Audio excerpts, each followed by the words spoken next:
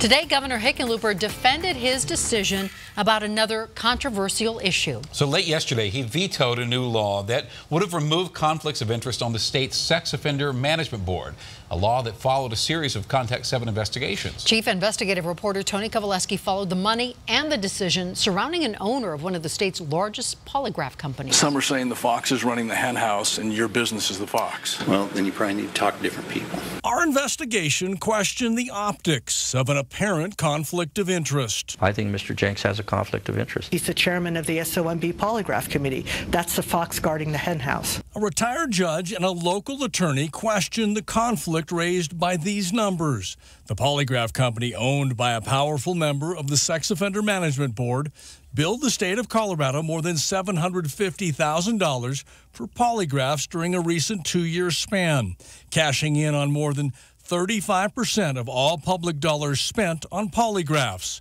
while helping set policy on the board. You know, Mr. Jenks, this doesn't look good. If you have nothing to hide, why not sit in front of our camera and answer our questions? Because I know how you work. You're going to take everything I say. I already told you. Sir, I'm a credible journalist. Responding to our report, state lawmakers passed a new law that would have forced Jeff Jenks to step down from his influential role on that board. But yesterday, Governor John Hickenlooper announced he would veto the new law. The veto was a big surprise for me. State Representative Leslie Herod led the charge for change at the state capitol, a law she expected the governor to sign. It feels very protectionist to me. It feels like there are people who are making a lot of money from and benefiting from their service on the Sex Offender Management Board. And that they're protecting their money. I think you need more time to make that bill, and it has to be more carefully tailored so it doesn't have unintended consequences. Earlier today, Governor Hickenlooper explained his veto decision, saying the language was too broad and it could impact other state boards.